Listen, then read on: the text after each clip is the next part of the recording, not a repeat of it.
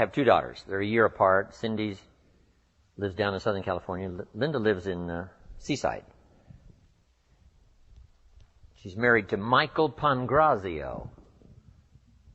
Michael used to work for George Lucas and Spielberg, you know, in all those movies, Star Wars, Indiana Jones. He's famous in the film community and television for his art skills. Got 2 Emmys for his television work, and they have given me 2 grandchildren. Nathaniel is 12 and a half, Natalie's 11, and I've got pictures in case you want to. No. Anyway, one day my daughter Linda calls me on the phone, says, "Hi, Dad." I said, "Hi, Linda." She said, "Just a moment." And it sounded like she put the phone down on the table, and I heard this clapping. And she picked up the phone and said, "Daddy, did you hear that?" And I said, "Yes." She said, "That's in case you haven't gotten any applause lately." So when I talk to Linda tomorrow, in fact, I'm going to go see the kids on Monday, I'll say, she doesn't need to clap for me on the phone, right? I got plenty of applause in Santa Clara. Anyway, let's go back to work. I never thought in my wildest imagination that I would ever be able to have something to say for 2 whole days. I mean, I'm amazed. I'm still amazed at what happens. In fact, I was so excited to get here today to hear what I have to say, right? It's just amazing. So let's talk now about the subject that exploded my life into change. I've never been the same. And that's personal development. It's a subject I came in contact with when I was 25 years old. I was raised in southwest Idaho. I still have the old family farm. My papa's gone. He was 93. Mama's gone. She was 79. So it looks like I'm going to be around a long time. Good genes.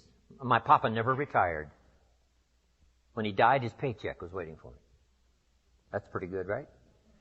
So I intend to be around a long, long time, looks like.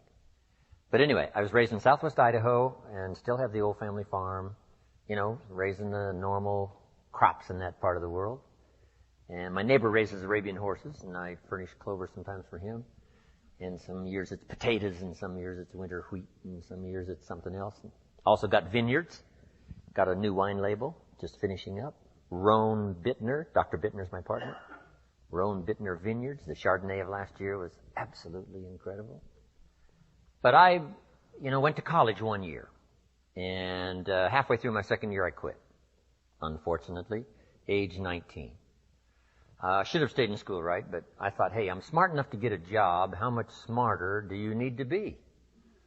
So with that kind of shallow thinking back then, I quit school and went to work. A little later got married, started a little family. And, sort of along in the sort of average American family, just young, getting started. And age 25, I'm behind on my obligations, creditors calling once in a while, and I'm embarrassed by being in that position, very short on my promises to my family, not feeling good about myself. And then I had a chance to meet this extraordinary man by the name of Mr. Schoaf, Mr. Earl Schoaf. And a lot of you have already heard that part of my story. A friend of mine had gone to work for him, and he said, you got to meet this man. He's rich, but he's easy to talk to. And he's got a remarkable philosophy of life and business. So I thought, well, I got to meet this guy. Had a chance to meet him. Long story short, he invited me to participate in his company, and I was with him for 5 years before he died. And he died at the early age of 49. But during that 5 years, I learned these revolutionary things. My parents laid a great foundation for me all those years, which has lasted me all of my life. But to open up business and to open up the world and open up opportunity that I could qualify for started with this man by the name of Mr. Schoaf, Mr. Earl Schoaf. And here's one of the early subjects he taught me called personal development. And I've illustrated it in so many ways, but one of the best is when you're teaching kids financial independence. When I teach kids financial independence, here's what I teach. We get paid for bringing value to the marketplace.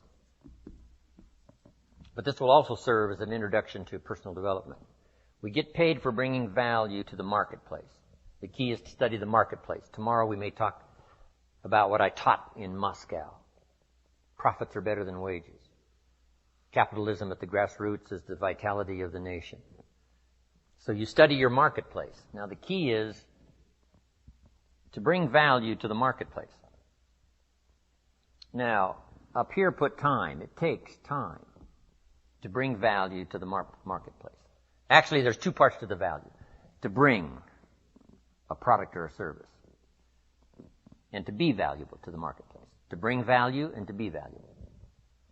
And it takes time, but we don't get paid for the time.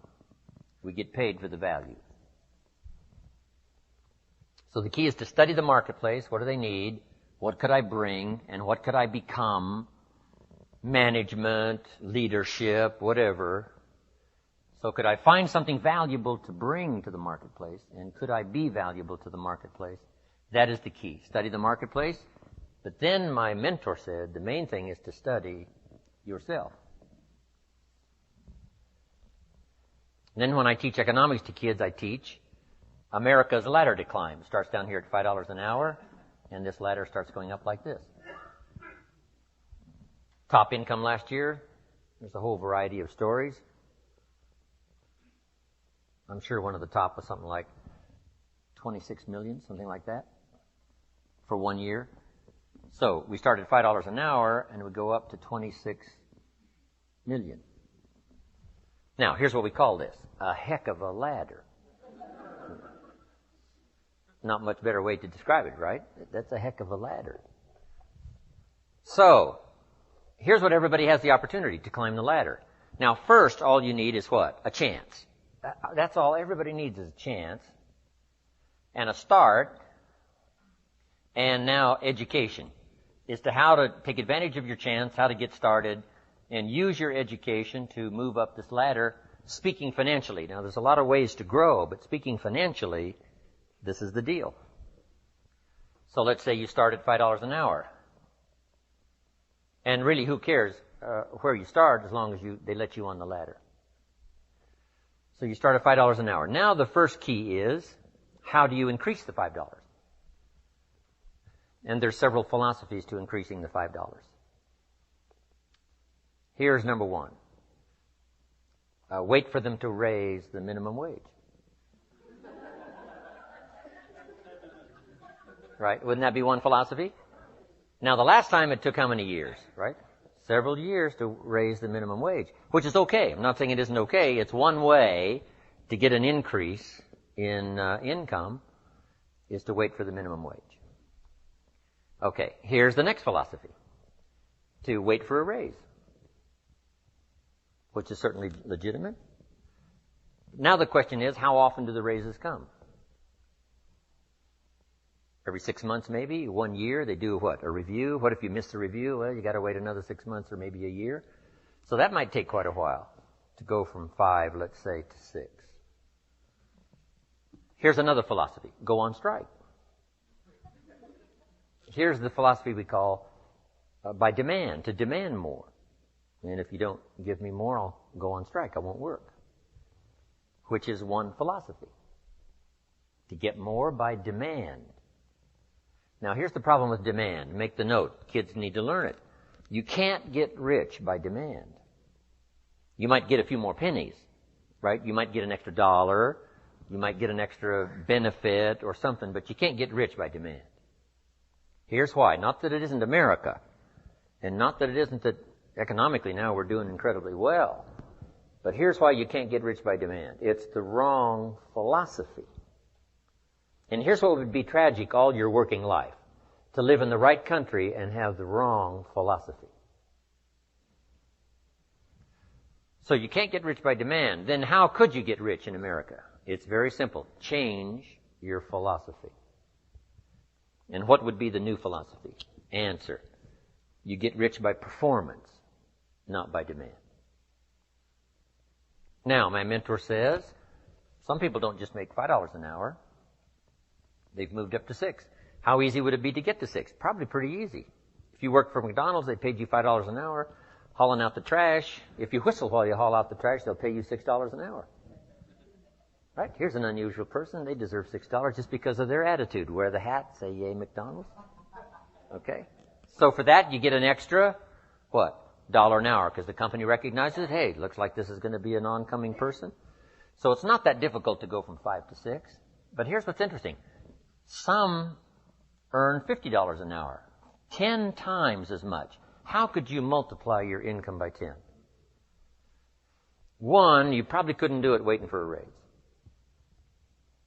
Certainly you couldn't do it waiting for them to change the minimum wage. And you certainly couldn't do it by demand. Because usually when they make demands, they don't demand that you multiply my income by 10. People don't go on strike for multiplying their income by 10, usually, right? It's just a little increase. So, how could you go from 5 to 10? Interesting. But that's not the end of it. Can you think of somebody that makes $500 an hour? My Beverly Hills attorney, yes. I think you can think of some, right, that make $500 an hour. Now, 500 multiplies by 10 again.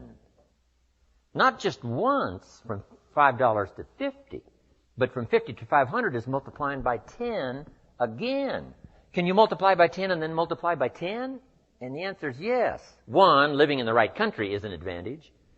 But here's the greatest advantage, having the right philosophy. Now, $500 an hour is not the end of the story. We go right on up to these top incomes. Would a company pay someone $26 million for 1 year's work? And the answer is yes. They do it all the time, right? Not because this guy went on strike. That's not how he gets the $26 million. So, a change and a shift in philosophy here starts to change everything. Now, my mentor said, you can climb this ladder, Mr. Rohn, as high as you wish to climb it. We're just talking economics now. There's a lot of other values to go for, but speaking economically, you can climb this ladder as high as you wish to climb it if you'll follow this philosophy. And here's what he said. You that have been around for a while have heard me say it. He said, learn to work harder on yourself than you do on your job. Learn to work harder on yourself than you do on your job. I got the message, age 25. Then he added, if you work hard on your job, you can make a living, which is noble. If you work hard on yourself, you could make a fortune, which is exciting. I had never heard that kind of philosophy before. Working harder on yourself than you do on your job. Work hard on your job, make a living, which is fine. Work hard on yourself, make a fortune, which is super fine. Or working hard on yourself starts to multiply your value to the marketplace. So we're talking about bringing value and being valuable to the marketplace. And this is the key. We don't get paid for the time, we get paid for the value. Then he put it in the form of a philosophy that I've been teaching now all these years, which is so important. And now let me give you that philosophy. He said, success is something you attract by the person you become. Success is something you attract by the person you become. Success is not something you pursue, chase, run after. Success is something you develop, something you become. You attract success. Tomorrow we're going to talk leadership. Here's the theme of leadership. To attract attractive people, you must be attractive.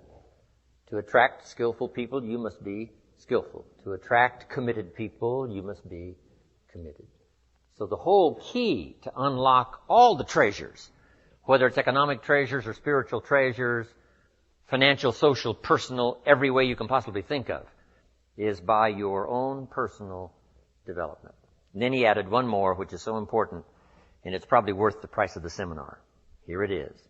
What you become is much more valuable than what you get.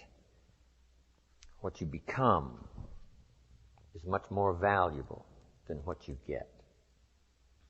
The major question to ask on the job is not what am I getting here. The major question to ask on the job is what am I becoming here? Not what am I getting, what am I becoming? So it's very important what you become. Because what you become attracts. If you become cynical, you attract cynicism. What you become attracts. So this whole subject of personal development was so vitally important to me. It changed my life. I was a millionaire by age 31. And that was just the economic part of it. It took me 6 years from age 25 to age 31. It was unbelievable. So, right country, but a refinement of philosophy is what's important. So let's now talk about personal development. The first subject is called the seasons. An understanding of the seasons to illustrate the total aspect of life. One of the best ways to illustrate for your children or for anyone, life situations, is to use the illustration of the seasons. So let's go through it. Here they are, the seasons. Number 1, you cannot change the seasons until you get your own planet. Right? You can't change the seasons. They're set. All of this has been set in motion. But here's the next piece of information. You can change yourself. You can't change the seasons, but you can change yourself. Life and business is like the changing seasons. Frank Sinatra sang, life is like the seasons. So now let's quickly go through the seasons. This is a whole study in itself. But I can just give you a little outline here, some ideas, and you can take it from there and use it in whatever manner that would serve you, as well as to serve your own understanding of time, the passing of time. First, learn how to survive the winter. Speaking of life in its simplest aspect, the first key to learn in your life on the spinning planet is to learn how to survive. Now, there's all kinds of winters, right? The winter of the calendar, right? The winter of the actual season. But then there's financial winters and social winters, personal winters. But we understand those because we've all been through them. Barbra Streisand sings, it used to be so natural to talk about forever, but used to be's don't count anymore. They just lay on the floor till we sweep them away. You don't sing me love songs. You don't say you need me. And you don't bring me flowers anymore. A winter song. But we know what those lyrics are about. You know, we've been through those experiences. The winters. Now, here's the key on the winters. Some are long and some are short. Some are easy and some are tough. But they always come right after harvest, right after fall, autumn. So we cannot rearrange the coming of the winters. But here's what we could do. Get stronger, wiser, and better so that we can survive better. And our life will be less eroded by learning to handle the next winter. The next winter of a divorce, the next winter of an illness, the next winter of a death in the family, the next winter of a loss financially, the next winter of a crisis of whatever kind. To be better equipped. So here's the key, to learn the seasons so that you can approach it all in a very intelligent way. For kids, we teach the ant philosophy. The ant philosophy. So for the kids that aren't here, take this home. For the kids that aren't here, the ant philosophy. And here's the little short list on the ant philosophy. Number 1, ants never quit. If an ant is headed somewhere and you stop him, he'll start looking for another way. How long will he look? Till he finds it or till he dies. One way or the other, he'll find it. Okay. So that's a good philosophy. Just never quit like an ant. Here's the next part of the ant philosophy. Ants think winter all summer. You got to think negative when it's positive. And not be disillusioned. That's why ants always seem to be in a hurry. Why are they in a hurry? Because they're thinking winter, winter, winter, hurry, hurry, hurry, get going, go, go, go, go. So you must think negative when it's positive. You must think winter when it's summer. Here's some of the best advice. It comes from classic tradition. A great story says, Don't build your house on the sand in the summer. Why be given that advice? Because it's easy to get faked out in the summer. Right? Blue sky, fleecy clouds, nice weather, so you build your house on the sand. You say, no, you must not be faked out when it's nice. You must think storm in the summer and not get faked out. And if you think storm, now you'll look for a rock on which to build your house. Now you're going to be safe. So you can't think nice when it's nice. You've got to think storm when it's nice. And if you haven't been through one of those storms, you've got to find somebody and say, have you been through one of those storms? Scare me to death, if you will, please, so I will not be faked out here, and I will keep searching. Right. Not to quickly build on the sand because it's nice, but to build on a rock because it's not always going to be like this. The seasons are going to come and change. And if you're not educated to that degree, now you suffer a great loss. So the ant thinks winter in the summer. Now here's the next philosophy. I'm sure the ant thinks summer in the winter. The time to think positive is when it's negative. Why? Because the negative won't last long. How long is the winter? Isn't that long? So the ant thinks summer in the winter. This won't last long. We'll soon be out of here. Just hang on. It's not going to take that long. How long is the night? It's only a few hours. Come on. There's never been a double night. Couldn't you make it a few more hours?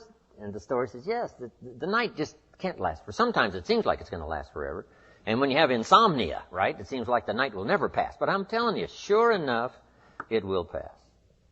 So, learn to think day when it's night. And then you must learn to think night when it's day. An old prophet said, work while it's day. Work while it's day because the night's coming. Right? This was before Thomas Edison and the light. You've got to work when it's day because the night comes when you can't work. Of course, now we can work day and night, but back then you couldn't work when the night came. So you had to get it going, get it in before the night came. So, this is a good idea now. Learn to think negative when it's positive. Learn to think storm when there is no storm. Learn to think winter in the summer. But then we must learn to think summer in the winter. We can make it through a few more hours, right? A few more days. It won't be that long. Hang in here. The spring will surely come. Okay. So the winters of life, learn to express those to other people, help them understand that as well as to try to understand it yourself.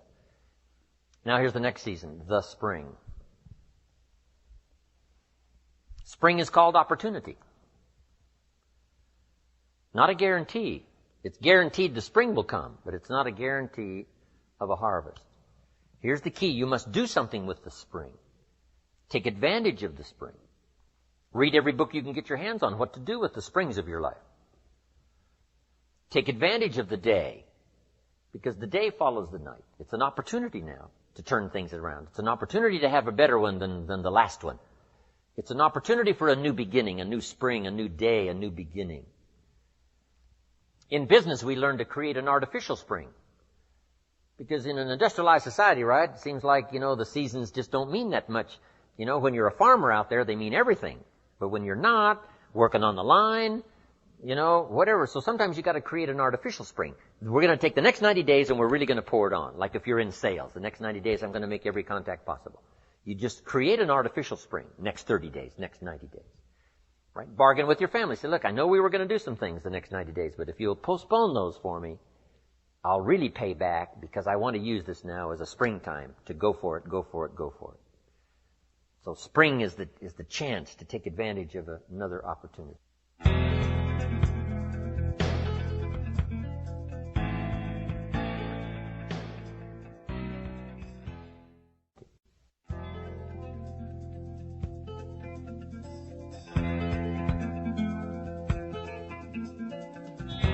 Now, here's what you must do in the spring. It's a very short season usually. You must hurry. You wouldn't ask a farmer to go bowling in the spring. He hasn't got time. Why? The season is too short. The planting season is too short. You've got to get it done fairly quickly. And life at its longest is short. The Beatles wrote, life is very short. Which is true. My father lived to be 93, but it seemed to be very short. It didn't seem that long. So life is short. For John Lennon, it was extra short. For Michael Landon, life was extra short. For my mentor, died at age 49, that's extra short. But life at the longest is short. So you must learn to appreciate opportunity and take advantage of it while it's day, while it's time. Now we call spring a window of opportunity. If you have a chance to talk to someone, the window's open. It may not stay long, so take advantage. Don't hesitate. Meet a new friend. Talk to somebody while the window's open. Now here's the season for everybody to understand because it is so applicable to our life, and that's the season of summer. Two things we must do in the summer: nourish our values and protect. Nourish like a mother, protect like a father. The twin challenges in the summertime help to illustrate life, that we are confronted with both good and evil. Is that the way it should be? You got to ask somebody a little higher up than me. We could get into probably a pretty great debate. Would there be good without evil? Here's the best answer I've got. In our finite position at the moment, here's the best answer. It doesn't seem like it. It seems like it takes the contrast to make a scenario, to make an adventure. Now remember, we didn't set it up, so. But here's what seems to be the setup. Opposites in conflict. That seems to be the setup for a human adventure. One contesting against the other, vying for the territory. Would there be light without darkness? We probably wouldn't call it light. What gives us the value of one is the contrast of the other. But darkness is always trying to move in and take all the territory. But if you turn on the light, its energy starts to repel darkness. Darkness begins to move away. And the brighter the light, the further away the darkness must move. If you walk into a dark room and turn on the light, the darkness is what? Gone. But here's the point to remember, not very far. The darkness seems to be, yes, it's gone, but it's waiting for its chance. That if light loses its energy, darkness has a chance now to move back in. Here's one of the better realistic illustrations, and that's health and illness at odds in your body. Illness trying its best to drive health into a small corner and occupy the territory. And health trying what? To push illness into a small corner. There's this contest going on. Who's going to occupy the territory? If one stays strong, the other's diminished. If the other gains in power, then the other is diminished. Okay. So what you must learn to do is cooperate with the positive side of everything in your body and your life. Sometimes we sabotage our own best interest. The body needs a banana, you send it a Coca-Cola. And the body says, what is the deal here? I'm health trying to drive illness into a small corner. I ordered a banana, you send me a Coca-Cola. So the body could rightfully say what? Whose side are you on? Give us a break here. We need every tool we can get to keep illness at bay. Because if we get weak, I'm telling you, it moves in, takes the territory. So we're in the middle of this contest, and here's what it's called, opposites in conflict. Here's one of the bigger conflicts, liberty and tyranny. Liberty is the absence of tyranny. But even though tyranny is conquered, it's not very far away. The same goes on in your bloodstream. Red corpuscles to nourish like a mother and give life. White corpuscles to fight and kill like a father. White corpuscles say, just show me some infection, I'll kill it. If I don't kill it, what? It killed you. Somebody's going to get killed. In this contest, right? Good, evil, liberty, tyranny, right? Health, illness, winning and losing, right? There's the struggle going on. But here's the key. It's the only way, it seems, it's the only way to create a human adventure. It doesn't seem to be any other way, currently. Now, some speak of a new heaven and a new earth, and maybe the whole arrangement will be different. Could very well be. But in this current experience, it seems like to create an adventure, to create a unique human scenario, we need opposites and conflict. And that's the deal. Thank God for white corpuscles that think negative all day. Tyranny and liberty. Saddam Hussein takes over Kuwait. What should we do? Somebody says, well, Kuwait, what do we care? Well, what if next he wants Saudi Arabia? You say, well, it's a pile of sand, what do we care?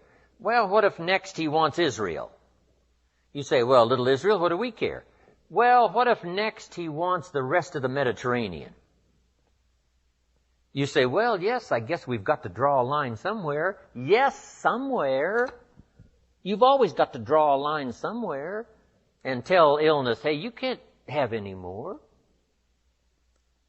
You've got to throw up the barriers. Draw a line in the sand. Our President George Bush was right to draw a line in the sand. Put together the coalition and put together 500,000 troops and go kick Saddam Hussein out of Kuwait. History demanded it. Hired Chief White Corpuscle General Schwarzkopf.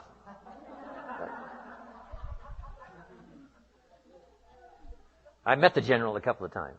He was the man to send. So, liberty and tyranny in a contest. And it's the only way to have a civilized society. Tyranny cannot be rehabilitated. Tyranny can only be restrained.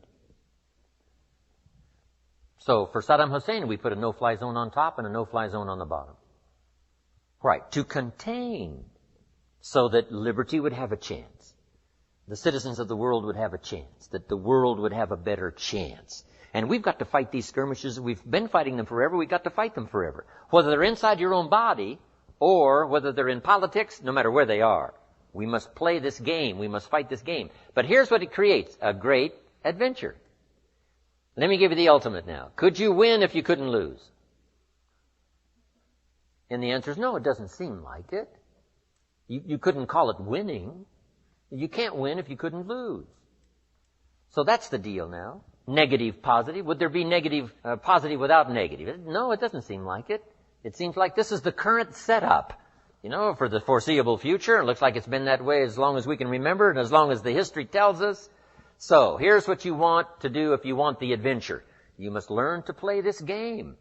To work with all the positive forces to defeat the negative forces as early and as soon and as much as possible. To contain the ravages of disease that want to take you early. You've got to fight back. You can't just leave it. Somebody says, well, I got my fingers crossed. Not a good philosophy. You've got to take your vitamins. You've got to do the stuff. You've got to do the deal.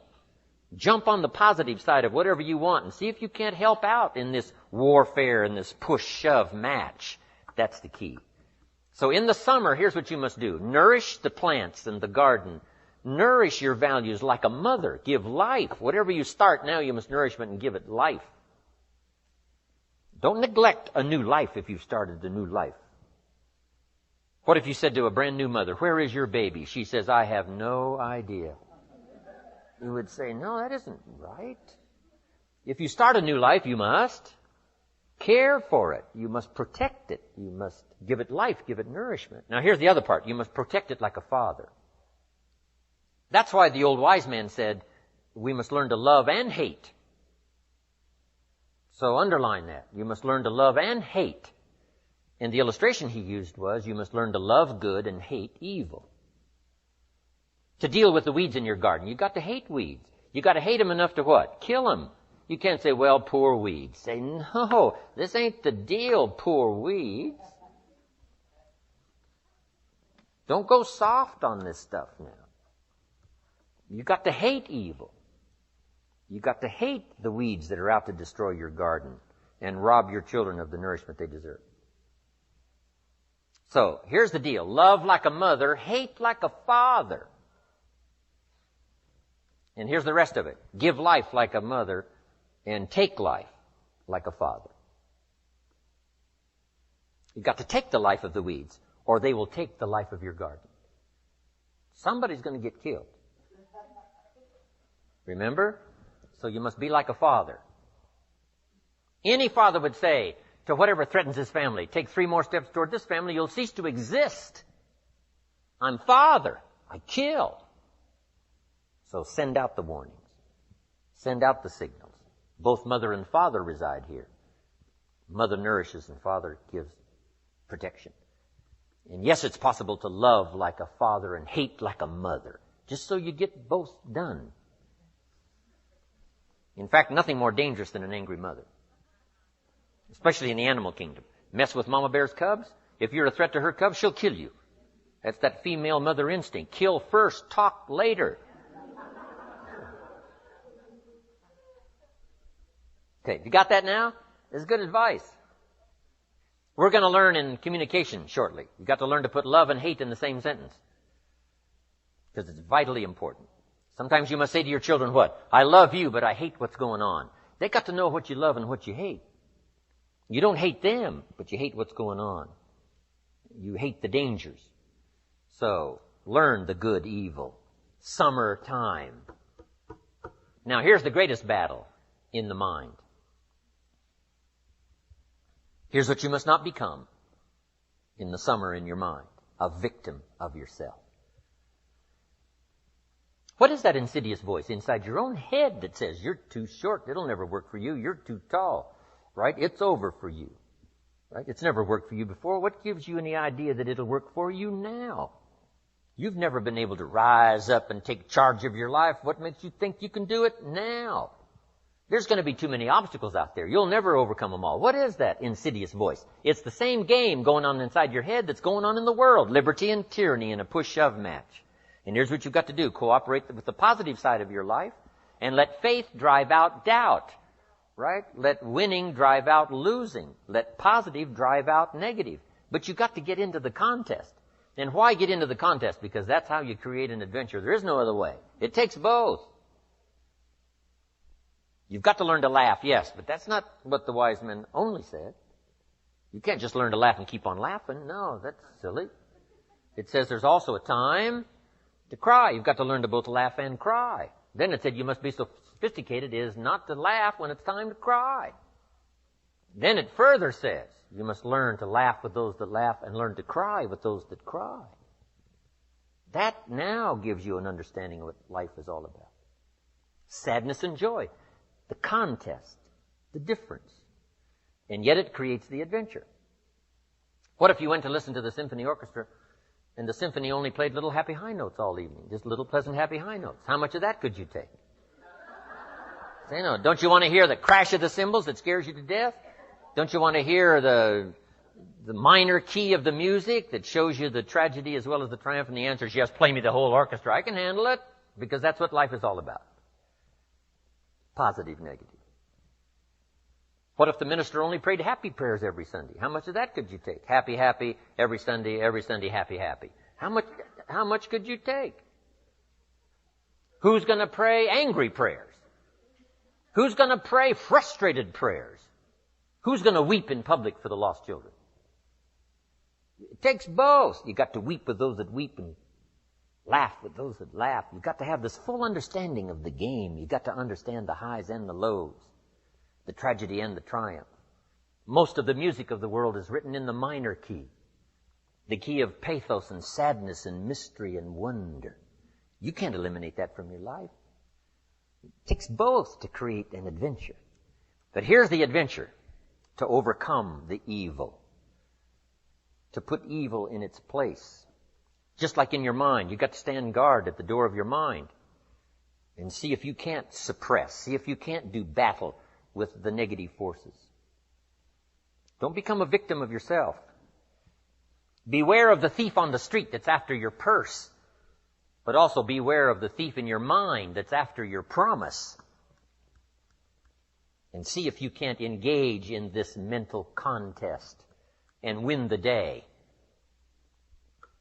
That's the summer. Now here's one more season, and that's the season of harvest. Here's the key to remember harvest time. In due season, in due time, when it's time. And part of this is to develop the patience so that when it's time, it will come. But you cannot be impatient. Patience is part of the game here. You can't plant the seed and 2-3 days later dig around and say, where's my crop, where's my crop? Say, no, come on, that's foolish. It will take you away to some safe place. You got to plant and what? You got to plant and wait and exercise patience. And then when it comes time, you give it nourishment and you give it care and you give it protection, and then you got to wait some more and you got to wait some more and you got to wait some more.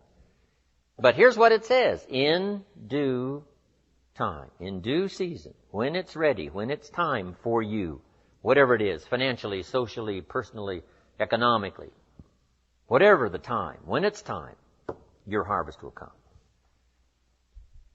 The old wise man said what? Run the race, and the prize will be yours if you don't faint.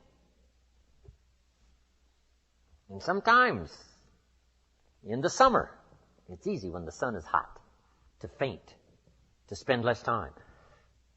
But if you faint not, if you're there ready after this activity of summer, do the summer work. Just make the little note. Do the work of summer. Nourishing, protecting. Whether it's family, whether it's business. The work of summer. Now, the harvest. Here's the key now to harvest, to wisely use the resources. When your harvest comes now, you can't blow it all. You can't spend it all. You can't live it all up. Remember the two parts to life. One, the full development of all your potential. Second, the wise use of all your resources. Tomorrow, one of our major subjects is going to be the management of time. Time management. If we have time, we'll go through that. As I said, I'm going to cover procrastination, but I've decided to put that off till tomorrow. The management now of your resources when they come. An ancient story says they took the 7 years of plenty and they didn't live it all up. Make the note. You must take the 7 years of plenty and not live it all up. What did they do? They used the 7 years of plenty to get ready for the next 7 years of famine. The first 7 to prepare for the next 7. We'll talk more about that tomorrow under financial independence. So the subject of the seasons, so vital, so important. Such a great illustration to almost every life situation you can think of. It'll help your kids, it'll help your business, it'll help your management people, your salespeople, everybody. This could be one of our best seasons in terms of the world. The turning of the century, everybody's thinking about the year 2000. A new century, a new millennium, a new beginning, a new chance, a new opportunity for world cooperation, national, international cooperation. What can we do to play our small part in the whole wide-ranging scheme of things? It's good that everybody's thinking about this. This could be a new time, a new chance, a new opportunity. Right? Yes, we've blown it in the past, and we've messed it up in the past, but maybe, just maybe this time, there's enough technology and enough sanity and enough spirit and enough righteousness and enough rightness, enough stuff to make this, the opening years of the next centuries, some of the most promising years in the last 6,000. Wow. Now, make these quick notes and we're going to take a break. The 4 steps to success. These personal development subjects are just vitally important. The first step to success is good ideas. You must be a collector of good ideas. Here's where my mentor did me the greatest of service, and that was keeping a journal of good ideas. Here's what he said. Don't trust your memory. What classic information. Don't trust your memory. If a good idea comes, jot it down. 1, so you can review it. 2, so that you capture it. It won't be lost. So all those years back then, I started keeping a journal. I got journals you wouldn't believe. Little cheap ones when I first started. Remember the Gregg shorthand? Little books, little spiral things? I used those. You can say, you must be broke. Yes, I wasn't doing very well, so it cost, $1 or something back then. Now my journals are expensive. This one costs $42. And I wished it would have cost more, because I'm doing really well. My journals. But if you look at all my journals, you can tell how my life was going. Say he was poor here, and it looks like he was rich here, and Then he was broke again. Now it looks like he's rich again for sure. So, but here's the key. And we'll talk about this more also under time management. Something to pass on to the next generation. The collection of ideas that made you healthy. The collection of ideas that turned your life around. The collection of ideas that caused you to learn extra skills and got the extra income. The wise use of your resources. The ideas you found on how to do that. Think of passing this on now to the next generation and the next generation. This is so valuable. But mostly now, primarily for your own study. So you can go back over what you've collected. And in a now different place, same ideas, but now that you're in a different place, you'll see it in a whole new light on how it will help change your business, help change your career, your future, relationships, and all the rest. Keeping a journal, right? Now this is for serious students. Non-serious students don't need to keep a journal. Right? But for serious students that are serious about their health and serious about their future, serious about gathering things to make a contribution to others, keeping a journal. That's important. A collection of good ideas, first step to success. Here's the next step, a good plan. You got to have a good plan. You got to have a good health plan. My mentor asked me when I'm 25, Mr. Rohn, what's your current plan for your financial future? And I said, I don't have one. Right? And that was obvious. I said, you got to create a plan. A good financial plan. If we finished the seminar tomorrow and you lingered a while and gave me the details of your current financial plan for the future, would I get so excited about it I'd go across the country and lecture on it? You say, no, Mr. Rohn, you probably wouldn't want to lecture on my plan. My next question would be what? Why not? Have you reached this point in your life's maturity and you don't have a plan that's got you up early and keeping you up late that you're excited about unfolding? We're going to talk more about this tomorrow under Financial Independence. Here's one of the first things you must do if you're a parent. Build a financial wall around your family nothing can get through. Build a financial wall around your family nothing can get through. Now, there's other protections that a parent must engage in. But here's one of the first ones, since it's so possible living in America. A financial wall around your family nothing can get through. Got to have a good health plan. You know, you can't be out of breath after the year 2000. You've got to have the vitality, right? You got to have the breath. You got to have the vitality. So you got to have a good health plan. You got to have a good financial plan. You got to have a good plan for your goals and plans and dreams, and we're going to get into our workshop tomorrow. We'll go through all of that. So number 1 is good ideas. Number 2 is good plans. Here's 2 more. Here's number 3, learning to handle the passing of time. That's one of the big challenges in everybody's life. Learning to handle the passing of time. And then here's number 4, the solving of problems. And that's what life is all about. Taking them on, finding solutions, executing, recording progress. To receive more information on Jim Rohn's speaking schedule and products, please visit his website at www.jimrohn.com, where you can also subscribe to receive free the weekly Jim Rohn Easy newsletter. Or you can call Jim's office at 800-929-0434. In the Dallas-Fort Worth area, please call 817-442-5407. All mail should be directed to Jim Rohn International, 2835 Exchange Boulevard, Suite 200, South Lake, Texas, 76092. Thanks again for listening, and make it your best year ever.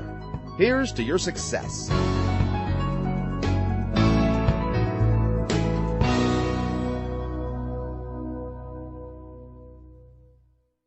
Hi, everybody. This is Jim Rohn.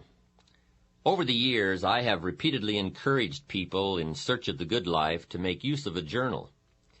Invariably, at the conclusion of a seminar, a number of people are sufficiently inspired by learning of the effect journals have had on my life to start using one of their own. Unfortunately, inspiration and enthusiasm quickly fade in the face of all those blank pages. Instead of finding new answers to life, the journal seems to open a floodgate of new questions, such as, what am I supposed to write? Should I only write about business events? How often should I be writing? What kind of journal is best? Does spelling count?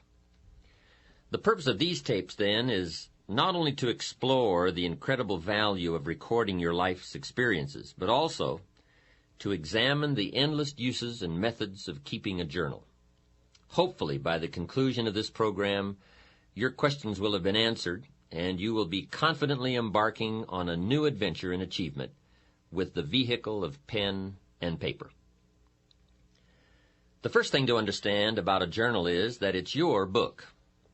And because it is yours, you must be the one to select the size and style you feel most suits your needs and personal preferences. Like a favorite armchair, a journal must be comfortable enough that you will want to go to it often. You may, in fact, find yourself experimenting with a variety of journals over the years as your needs and tastes change. During the past 25 years, I'd be willing to bet that I've tried almost every conceivable system of capturing ideas on paper, from loose-leaf binders and file cards to dime store notebooks and hardbound volumes. I've had big journals and little journals, journals with lined pages and journals with blank pages, all of which met a certain need at a certain period in my life. And believe me, you too will undoubtedly go through half a dozen different methods over the years, and that's to be expected. As you continue to grow and develop, you will soon discover that last year's systems won't likely meet this year's needs. You see, one of the keys to success is flexibility. We must always be on the search for more effective methods to facilitate and accommodate new ideas. But let's face it, in the beginning, the only thing that matters is that you develop the journal habit. The journal we've included with this tape program may or may not be exactly what you're looking for, but just start using it. Like ordering Chinese food for the first time, the only way to find out which dishes you will or will not like is to try a few. By using this journal to get you started, you will not only develop the journal habit, but you will also discover in the process of using it what you like or do not like about it. Then when you've finished, you can always look for a journal that is more tailored to suit your specific needs. And I would suggest that when you go to buy your second journal, that you take the time to get just the right one. Remember, the use of anything received will always be in direct proportion to how it makes you feel when you use it. The color and material of the binding, the texture of the paper, the width of the lines or the absence of lines are important considerations. If you feel lines tend to restrict your creative flow, then go with blank pages. If you feel uncomfortable with blank pages, then choose line pages. Hey, it's your book. Make sure it reflects what you are. My latest journal is a leather-bound volume for which I paid handsomely, but it's worth every penny I spent. The richness and the smell of the leather in themselves are enticing. It's enjoyable just to hold it in my hands. And, too, it's important to me to know that unique ideas are being stored in a suitable place. Somebody once asked me why I pay as much as I do for an empty book, and my answer was simple. I intend to put something valuable in it. Let's face it, you wouldn't store precious gems in an empty cigar box, so why put a $1 million idea in a 10-cent book? Just one bit of advice, however. Bear in mind that a journal should be capable of going wherever you go. A journal that requires more space than your briefcase permits, or more room than your desktop allows for you, more often than not, it will be left at home, gathering dust instead of thoughts, and cobwebs instead of observations. But let's get to the heart of the matter. Buying a journal is the easy part. The real challenge lies in filling it up.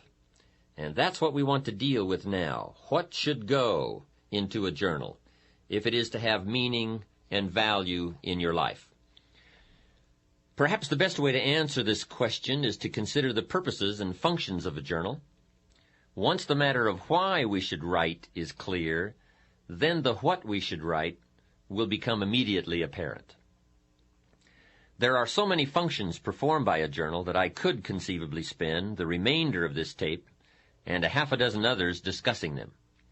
But since more important than listening to my reasons for why you should be keeping a journal is getting busy actually using your journal, I'll try to limit the list and merely highlight some of the majors. One of the unique characteristics of a journal is that it offers you an effective way to figure it all out. to figure out life, to figure out people, to figure out business dilemmas, and most important of all, to figure out yourself. There is something magical about writing down a problem. It is almost as though in the very act of writing what is wrong, you start to discover ways of making it right. Perhaps the source of this magic lies in the objective perspective that writing affords you.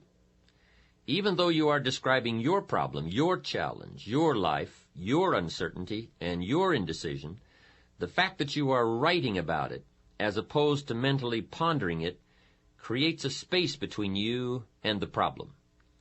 It is within this space that solutions have room to grow. You see, writing about events and circumstances that occur helps you to clarify exactly what is happening. When we describe life to ourselves only in our minds, our imaginations tend to feed false or distorted information about how things are, positive or negative. When we describe a situation in writing, however, we become more factual, more accurate, and certainly more realistic. Then, as we reread what we have written, we create a new picture in our minds to replace the distorted picture we have been working with. And once we finally see things as they are, rather than as we think they are, we can then see our way clear to make them better. At the conclusion of this program, you might in fact want to use this process to get your journal started. Write about a current dilemma you are facing. Perhaps it is a personal problem, a business matter, a family issue, or a financial problem. Whatever it is, take the time to capture it on paper the way it really is. But remember, writing out the problem is only the first step to creative problem solving and effective decision-making. The next step is to carefully analyze what you have written. Here are some of the key things to look for. First, exaggerations or distortions of the truth. Are you really telling it like it is? Take another look. Perhaps your concern is making it seem worse than it is, or your enthusiasm is making it seem better than it is. Second, a tendency to blame circumstances or someone else for your problem instead of seeing yourself as the cause. You see, most of our difficulties are the result of either failing to do what we could have done or in doing in haste what we should never have done. Third, a tendency to expect circumstances, or still worse, other people to change in order for your problem to be solved. Let me remind you one more time that things get better when you get better. Passive hope never has and never will improve human circumstances. And finally, look closely for weak points in the obstacle where you might attack to bring that obstacle to its knees. Remember, David slew Goliath with but one small stone. It usually doesn't take much more than a few minor adjustments in either our attitude or our action plan to solve a major problem. Essentially, you must learn to view your problems like a scientist who puts tiny organisms on a slide. Examine your circumstances through the lens of the microscope of truth to see their real nature, their real perimeters, and their real composition. And two, as you examine your problem, do as any scientist would do. Record your observations. You see, as you continue to refine your statement of the problem, of the way it really is, you will begin to move closer to the solution. And speaking of solutions, be sure to record the ultimate conclusion to your dilemma. If it worked well, then it is worth remembering. And if it didn't work well, as you had hoped it would, then it is even more essential to record the outcome, lest you should find yourself repeating mistakes instead of learning from them. Mistakes in judgment are nothing to be ashamed of. Surely most of our personal growth comes as a result of our errors. But what is truly unforgivable is to make the same mistake twice. Every mistake has its own price tag, but the most costly error anyone can make is an error unlearned and often repeated. If something didn't work, it may be too late to undo the mistake, but it's never too late to make adjustments and revisions in your thinking. You see, better decision-making comes from the better thinking habits, and better thinking habits comes from practical experience, learning both what to do and what not to do. Becoming a more effective thinker on paper is a sure way of becoming a more effective person in practice. As step one for getting used to using your journal, then, I would suggest writing down problems that you encounter and recording all the steps you can take or did take to solve them, as well as their eventual outcomes. Now, I realize this is only a suggestion, but please let me offer you a bit of advice about suggestions. You see, many people will hear this suggestion, agree that it sounds like a good idea to try, and even go so far as to mentally agree to do it sometime. And therein lies the problem, that nebulous word sometime. We all know what happens to the promises we make to do something tomorrow or next week or as soon as we have a chance. Somehow, we never quite get around to doing it.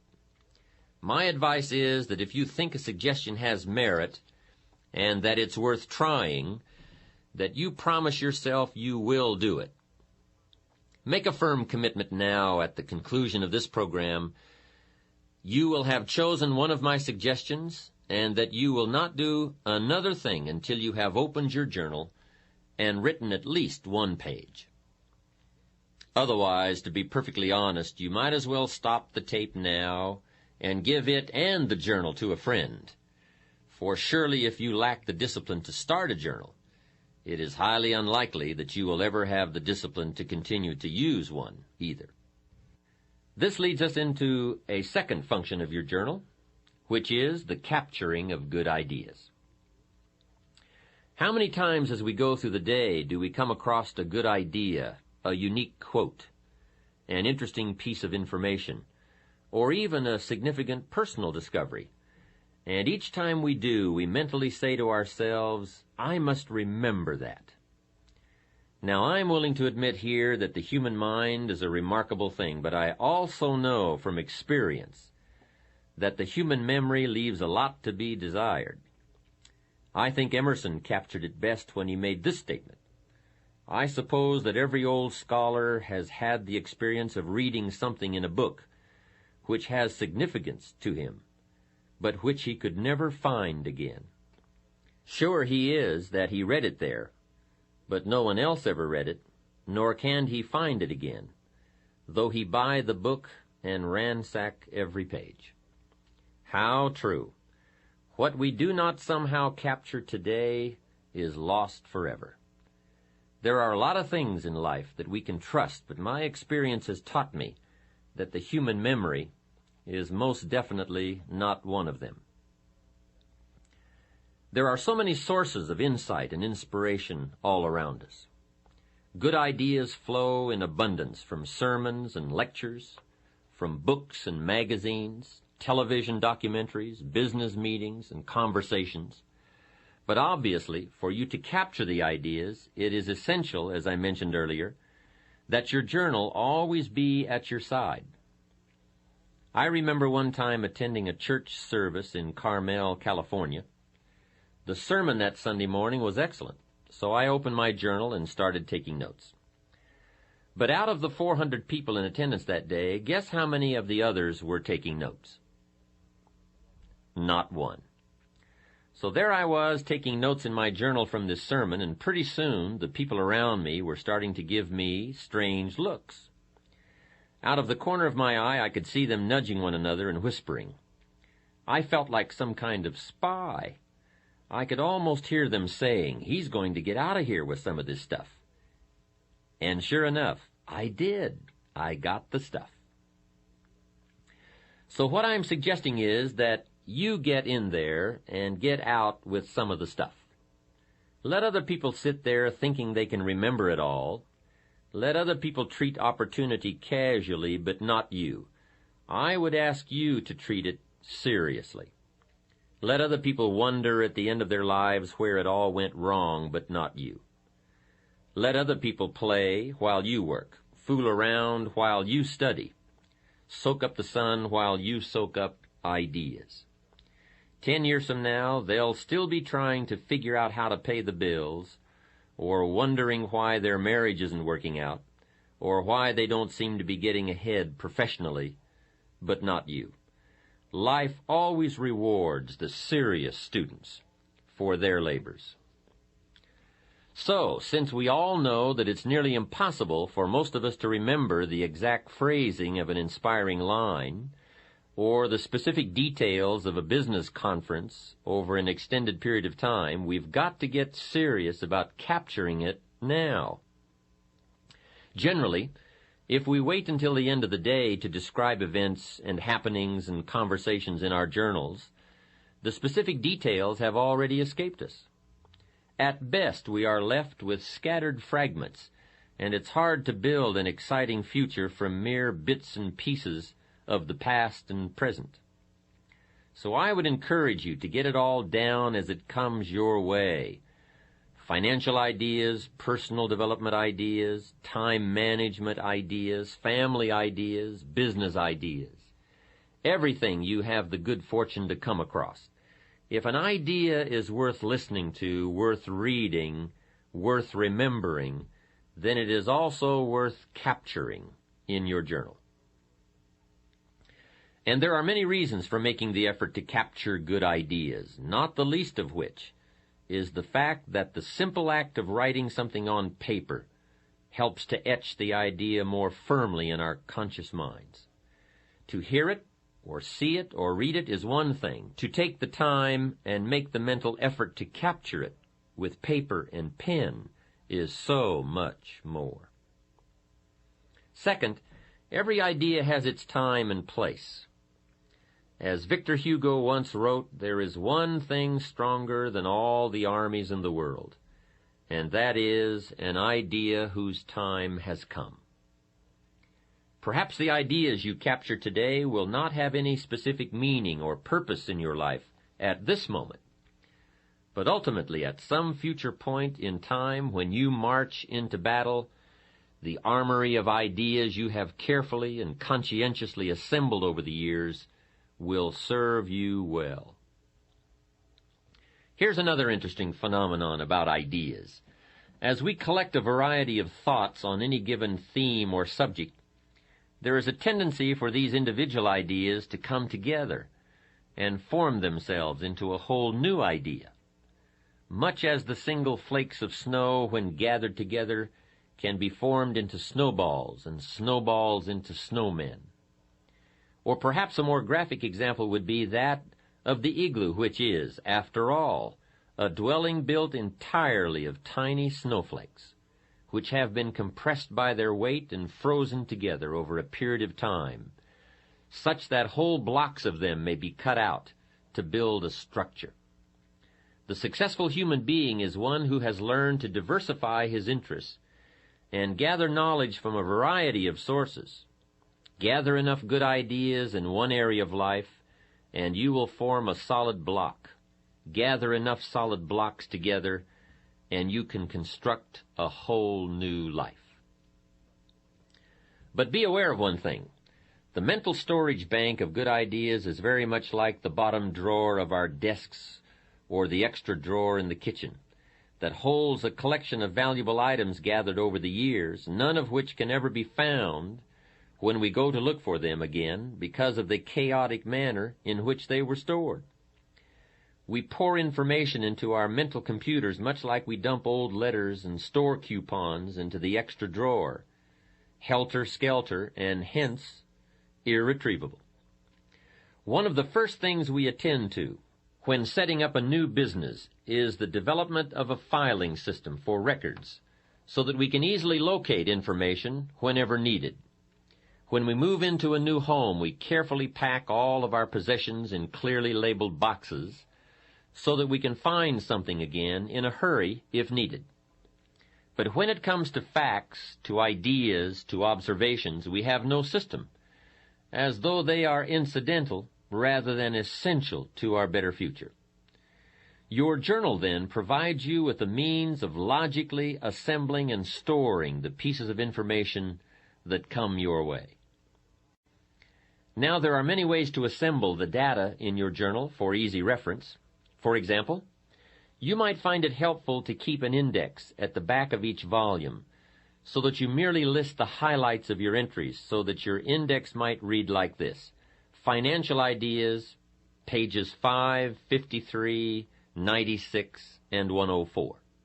Or, Ideas for Increasing Company Efficiency, pages 46, 82, and 111. At one time, I used to keep 3 journals, one for personal observations, one for business notations, and a third for creative ideas for a book I was writing. Of course, it didn't take me long to discard that system. Carrying 3 journals around the world is no easy task. Then I tried using 3 colors of ink in the same journal, so that at a glance I could focus on any one of the 3 areas. While it was certainly easier carrying 3 pens than 3 journals, it was still somewhat of a cumbersome system. When the ideas are flowing fast and furious, you don't always have the time to search for a red, a green, or a blue pen. The method I finally settled on was setting aside certain sections of my journal for specific uses. For example, at the back of my journals I have a separate section for recording my goals, for listing interesting quotes, and for thoughts on new speech material. Perhaps you may want to set aside part of your journal for specific ongoing projects or interests that you feel might warrant a section of their own. Choose one of these methods or devise a new one, but make sure you set up some kind of system. Remember, failure more often than not is attributable to lack of information about how to succeed. Each of us has the capacity to seek out the information we require to achieve our goals. Unfortunately, we do not all have the discipline required to gather the data systematically so that the raw material is easily accessible and ready to be put into practical use the moment opportunity presents itself. How sad it would be if opportunity came knocking on your door, but you had to keep him waiting while you rummaged through drawers and files for the key. Undoubtedly, by the time most people have finally located the key, opportunity has long since become impatient and gone on to knock on the door of someone else. Next, by taking the time to capture and assemble information in our journals, we now have the added benefit of being able to review these ideas whenever we wish. You don't have to run back to the library to reread the book you borrowed last year, or call a friend on the phone and try to reconstruct the conversation you had last month. If you've captured the essence of the conversation or the highlights of the book in your journal, it will always be there for you to refer to. And here is the key point. For your journals to have their greatest value, they must be frequently reviewed. You see, writing in journals is merely a way of capturing information, but it is by rereading our journals that we begin the process of translating information into practical knowledge about ourselves, our environment, our relationships, our businesses, our financial affairs, our dreams, and our own better future. I would strongly urge you to set aside a day each week, or at the very least each month, to review your recent entries. And then once a year, take all of your journals off the shelf and read them from cover to cover. What you read will probably make an incredible story of personal growth. You see, more than anything else, a journal is a place to document the development of your own life. It is a textbook of self-discovery and self-awareness. In fact, sometimes what you don't write can be as revealing as what you have written. A friend of mine recently shared with me the discovery that in rereading her journals, she realized that everything she had written centered around other people's lives, their accomplishments, their failures, their dreams, their needs. I finally realized, she said, that I had spent most of my adult life as a mirror reflecting everybody else's existence, rather than as a human being living a life of my own. In the pages of a journal, our innermost feelings and dreams are revealed, as are our strengths, our weaknesses, our positive attributes, and our negative habits and characteristics. If not in the words themselves, then at least between the lines of what we have written are the shadows of self-doubt, pride, envy, jealousy, and anger. Just as actions speak louder than words, so too will journals often say more than what we have written. A journal, then, should also capture your observations and reactions, for somewhere between what we see and what we do will be revealed what we are.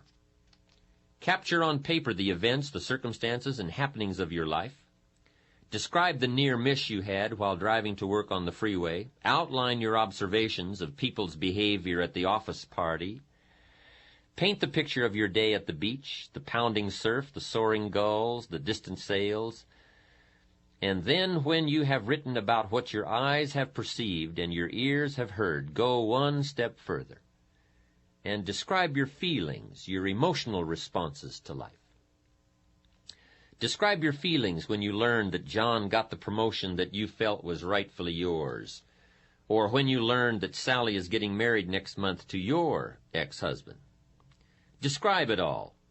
Don't miss any of the events of your life. Capture the joy of your victories as well as the agony of your defeats. And remember, it doesn't have to be a monumental occurrence to be worth capturing. Truly, most human lives consist of and evolve around minor happenings. So even a minor event and your response to it can have a major impact on how your life turns out. You see, part of the human experience, perhaps the most important part, lies in learning to translate these events which occur outside of us into words and emotions within our inner world. The better we become at describing what goes on around us, the better we will be able to understand some of the conflicts and turmoils which take place within us. Cause and effect always go hand in hand. Trying to understand or deal with the effects without a clear picture of the cause is a rather hopeless situation to be in. Remember that all human emotions are effects which can be traced back to particular events or causes. A better understanding of events will always give us a clearer picture of the effects we may be experiencing. Also, on the subject of events and feelings, you will find as you begin to open up and really tell it like it is, that your journal becomes an excellent, empathetic friend, one who will listen to all you have to say about your joys, your pain, your fears, or your concerns. And I would strongly urge you to get these emotions out of your head and onto the page. For powerful negative emotions are diminished by writing, and powerful positive emotions become explosive. You see, writing about your fear reduces its strength, and capturing your excitement magnifies its power. And feel free to say it all. These are your private collections, your personal recollections. They are not going to be read aloud at the next staff meeting, used in court against you, or published in the New York Times. Write freely. Don't let anything inhibit your flow of your thoughts. Write in half sentences. Break all the rules of grammar and punctuation if you choose. Draw pictures, make diagrams. Anything goes. Neatness doesn't count, and neither does spelling. This is one place where you should feel free to say it all, and say it as you wish. By the way, if you feel uncomfortable abandoning the rules of your 8th grade English teacher, then this too should tell you something about yourself. Hey, you are even free to do the worst thing of all. Use somebody else's words. Glue in newspaper articles, cartoons, quotes, whatever you wish. No one is going to give you an F for plagiarism in your journal. There is only one suggestion I would offer concerning the format of your journal, and that is to record the date, time, and location of each entry. Not only will this provide you with a means of measuring your progress, your growth trends, the different phases of your life, and your changing attitudes, but where and when you write can in themselves provide interesting revelations. A man wrote to me several months ago to share such a discovery he made from his journals. It seems that in reviewing his writings of the past year, he had noticed a definite negative pattern emerging. Every entry on a Wednesday afternoon or evening outlined thoughts of self-doubt, discouragement, and uncertainty about the direction he was headed in. It did not take long for him to track down the source of those defeating thoughts. Wednesday was the day when he had lunch with 2 colleagues from his former place of employment. To test the validity of his theory, he flipped back to the Wednesdays when, due to illness, vacations, or business matters, the luncheons had not taken place, and sure enough, there were no negative entries on those particular days. Having reached the conclusion that these luncheons were costing him far more than the price of the meal, it did not take him long to take the necessary steps to solve the dilemma. Others have discovered such interesting tendencies as writing about personal concerns while at the office and business matters at home, or feeling particularly inspired and eager before leaving for the office in the morning, and completely exhausted and enervated by 10 a.m. Remember, everything affects everything else. Your environment, your associations, your family, your friends, even your occupation has an effect on you. So, too, do the books you read, the television programs you watch, and the conversation you engage in. But influencers are often very subtle, making it difficult to detect the effect they are having until the damage is done. Like tiny little holes in a tire which can go undetected for hundreds of miles, the little pinpricks of subtle negative influences will eventually leave you just as deflated after a while. Your journal then becomes like a photograph album, capturing moments in your life. The only difference is that a photograph album, kept for many years, reveals physical changes in yourself and your environment, while journals over a period of time reflect mental changes within yourself and about your environment. But perhaps the most important function your journal performs lies in the area of communications. First and foremost, your journal gives you a chance to talk to yourself and to hear what you are saying about your life, your future, your relationships, and your goals. As you begin to develop the habit of writing down your problems, recording your observations, emotions, and reactions to life's events, you will undoubtedly find yourself both posing and responding to a whole new set of questions about your past, present, and future. Why did I say that? Why does he always make me feel that way? If I follow this course, where will I be 5 years from now? As you begin to both ask and answer yourself on paper, you will be amazed at the incredible leaps in personal understanding and self-awareness you will experience. And remember, any positive change which occurs within you will ultimately manifest itself in a positive result outside of you, in your social or professional world, your attitude, your bank account, your habits, and even your appearance. We stand forever exposed to life and to the endless variations that make up the human drama. Our task as human beings is twofold. First, we must effectively translate what is going on around us into terms we can comprehend. And second, we must effectively express what is going on within us into terms the rest of the world can understand. Despite the major technological advances enabling us to communicate globally and perhaps even extraterrestrially, I would suggest that while our means of communication has greatly improved, we are still living in the dark ages when it comes to saying what we mean and understanding the meaning of what is being said. As William James wisely observed, the most immutable barrier in nature is between one man's thoughts and another's. As much as we live together, work together, try together, grow together, discover together, explore together, and even pray together, man is truly an island unto himself, cut off from other human islands by the deep channels of non-communication. Writing in your journal is one of the best ways I know of to develop more effective communication skills. As you become better at describing life to yourself, you will find that you become better at describing yourself to life. Put into more practical terms, as you become better at saying what you really want and how you really feel to yourself, you will be able to better express yourself and your feelings to others, and in return, better able to understand what others are really feeling and really saying to you. You see, communicating with people our own age, or who have similar educational backgrounds, incomes, professions, or beliefs, is a relatively easy process. But what about the two people who are, to all outward appearances, radically different? A teenager and a 40-year-old father, a high school dropout and a college professor, a successful lawyer and an unemployed auto worker. Now the real challenges of communication begin to manifest themselves. But they are challenges that using a journal can help us overcome. You see, regardless of the differences in our outer worlds, inside human beings are all basically alike.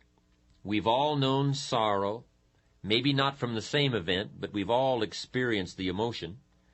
We've all known the joy of achievement, perhaps in different circumstances, but certainly the same feeling. Regardless of our outward differences, those basic human needs and emotions will always provide a common ground or build a bridge for effective human communications. You see, by the time we have reached adulthood, most of us have experienced almost every aspect of the human drama in one form or another. The problem is that most of the experiences have gone right on by us.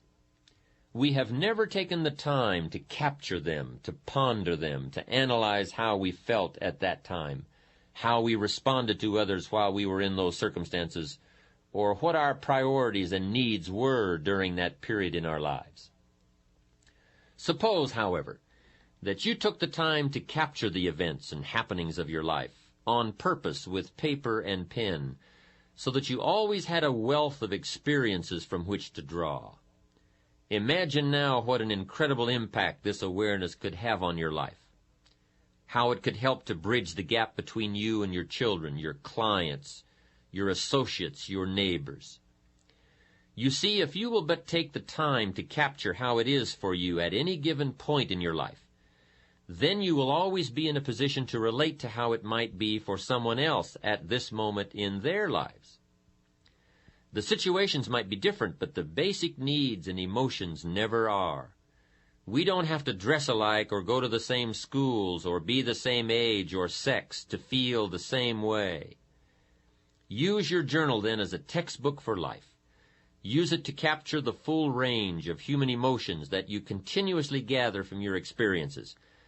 I promise you that if you will take just a little time to capture your experiences, the end result will more than repay you for the time you invest. Now here's another question frequently posed about using a journal. The question is, how often should I be writing? The answer to that is simple: as often as you wish and as often as you need. There are two extremes to avoid: never writing in your journal and constantly writing in your journal. In the first instance, you will be participating in life without capturing it, and in the latter case, you will be capturing life without participating in it. Life should be a delicate blend of both observation and action. And let me stress again that the first discipline to be mastered in using a journal is to develop the habit of always having it with you. If you do not open it for weeks at a time, that's okay. Just get into the habit of carrying it. Without much effort on your part, plenty of opportunities for putting it to use will present themselves. Also, the simple act of carrying your journal speaks to the world. It says, I am a conscious observer and participant in life's events. When you present yourself to life as a serious student, life will respond by providing you with an endless opportunity to learn and grow and develop and enhance any and all aspects of your life. Remember, no tape program, no book, no seminar, and no encouragement from me can help you to develop the discipline to use your journal. Experience has taught me that the most I can hope to do is trigger your interest and enthusiasm. Recently, I had the chance to address a group I had spoken to several months before. The last time I had been with them, I had given one of my all-time best speeches on the importance of thinking on paper, with a particular emphasis on using a journal. They were an enthusiastic and responsive group, and it appeared from the many letters and cards that flowed in after my speech that my ideas had been particularly well received. However, just after I was introduced the second time, I asked the group one question: how many of you are now using a journal? I am sad to report that out of a group of almost 500, only a few hands were raised. The rest of the audience exchanged sheepish glances, much as you might give your doctor when he asks you if you have cut down on smoking. The mysterious workings of the human mind never cease to amaze me. We all know what is good for us. We all know that it will keep us healthy or happy or prosperous, but somehow we fool ourselves into believing that we'll start tomorrow. Tomorrow I will buy that book and read it. Tomorrow I will go on that exercise program. Tomorrow I will speak to John about that problem. Some people will actually listen to this tape, agree that keeping a journal could indeed change their lives dramatically, and yet never get around to writing the first page. But don't let that be you. I assure you that by the time you have finished listening to this program, the only thing that will stand between your intent and your accomplishment will be your ability to discipline yourself to get started. And believe me, once you get started, once you make the effort to begin, once you develop the journal habit, you'll be giving your own lectures to friends and associates about its rewards. In the final analysis, whether you decide to start a journal, and still more important, whether you exercise the discipline to use it, the decision and the action must come from inside you. No wise counsel from any source will ever replace the intensity that comes from a personal commitment to excellence. It is often said that reality is the best beginning, and perhaps it might also be the best beginning for your journal. One of the first entries you will want to consider making is a complete account of how it is for you right at this moment in your life. What's got you turned on? What's got you turned off? How is it going at home, at work? Are you happy, frustrated, excited, perplexed, worried, doubtful, or any or all of the above? You may want to write a brief description of how it's going in each area of your life, and honestly tell it like it is. Perhaps in your writings you will uncover a particular void in your life that needs to be filled, or a major obstacle that must be tackled if things are to work out for you as you want them to. Use your journal to then chart out a course of action to eliminate whatever is standing between you and your better future. Examine your progress. Outline the steps you've taken or could still take. By the time you've dealt with these issues, your journal will have already become invaluable. If you find you are still having difficulty getting anything on paper, one of the first entries you might consider making is an explanation of why you bought the journal in the first place. If you will but pause to consider what you hope to achieve by using a journal, then what to put into its pages will be obvious. If, for example, you bought a journal to record your feelings, then write about your feelings. If you bought it to keep track of business developments, then write about your meetings, your clients, and the ideas you have about improving the products or services of your company. A journal should be used in response to a specific need, a need to express, to analyze, to ponder, to explain, to record, to consider, or to examine some or all of the elements and aspects of your life. And remember, there is no correct set of procedures for keeping your journal. Journals are as unlimited in possibilities as are the individuals who use them. Journals and life share one unique characteristic. Both provide you with a space to fill as you wish. And for those who are not yet sure how they wish to fill life's spaces, a journal offers you a chance to paint mental pictures of the limitless paths you could travel. In a novel, an author places imaginary characters in imaginary circumstances and then predicts their behavior and responses to these events. So be the author of your own life. Create on paper a set of circumstances then place you in the middle of them. How would you feel about doing that? What would it be like to live in that city? Being there, how would you feel having those responsibilities or those freedoms? Pick a direction and travel with your imagination to new environments, to new positions, to new opportunities. Create on paper an ideal job, describe an ideal relationship, state an ideal income, outline an ideal code of personal behavior, design an ideal lifestyle. Then take your dreams and transfer them into written goals with priorities and deadlines. List the specific steps you must take in order to achieve them, and then write out a detailed plan of action. Take your dreams for your mind to the page, and then take them from the pages of your journal and make them happen in your life. Learn to paint these mental pictures, and then, like an artist, create something of substance on the canvas of your life, using all of your available resources. Add new color, new depths, new dimensions, new meanings to where and who you currently are by exploring where and who you still can be. Set yourself free and explore the possibilities of life with paper and pen. There's no risk involved. You cannot fail. Stretch yourself mentally, expand your inner horizons, and you will find that life will respond in kind by presenting you with new opportunities and associations, new experiences from which to grow and learn, and new circumstances in which you will become more than you had previously dreamed possible. Remember the advice of Napoleon Hill, who wrote that whatever the human mind can conceive and believe, it can also achieve.